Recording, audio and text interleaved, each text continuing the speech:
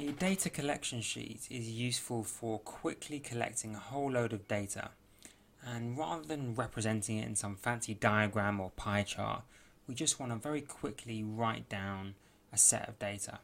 For example, if we're standing on a bridge counting off the different colours of the cars that pass by underneath, we don't want to just, like, each time a car comes by, write down red or write down purple with dodgy colours, or like one tyre missing. It would take ages. By the time you've written that, you've missed out like another 10 cars that have passed by.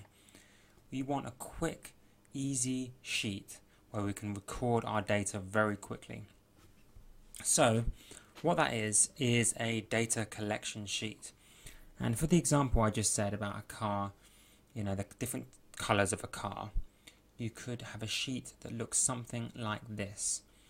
Now, notice the two critical columns on the right, tally and frequency. Here is our data collection sheet. Why is it so important to have a tally and a frequency column? A tally is something you can do really quickly when you're collecting data. A tally, as we're going to see, is simply each stroke represents one of that. So a white coloured car, if we saw one passing by, we literally just need to tick a tally.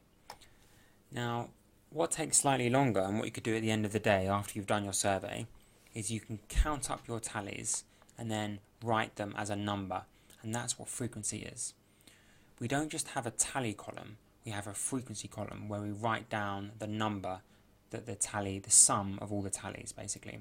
Now, the reason we do that is that sometimes looking at a tally, it's hard to work out how many numbers there are quite quickly. So it just saves a bit of time when you're looking back at your data collection sheet, so you can see how many cars there were of each type.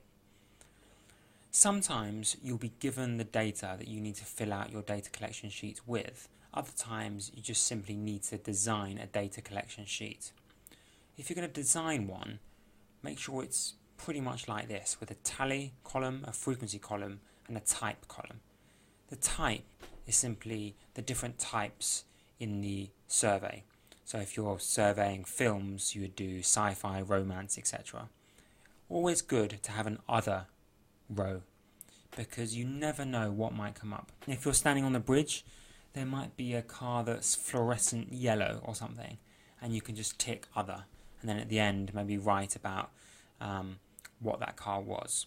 So it's always good to have an other row. Sometimes though, we're given a whole set of data and we need to fill out our data collection sheet with that data. So let's pretend we have some different data.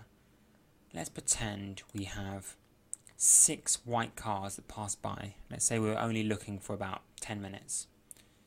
To do that on the tally, we wouldn't just do 6 strokes, we would do 1, 2, 3, 4, and then a diagonal line representing 5. That's how you do tallies. You do 4 vertical strokes, and on the 5th you do a diagonal stroke. That's 5, and then 6. Now for frequency, we simply write the number that is. So that's 6 cars, and then we write 6. It just saves a bit of time. At the end, you can just look at all the numbers. You don't have to count up the tallies each time. Let's imagine there's only 3 black coloured cars, so we just do 1, 2, 3, and we would write 3 as the frequencies. And let's go crazy and let's imagine that there are 12 grey cars. So we do 1, 2, 3, 4, 5, 6, 7, 8, 9, 10, 11, 12. And again, write the frequency.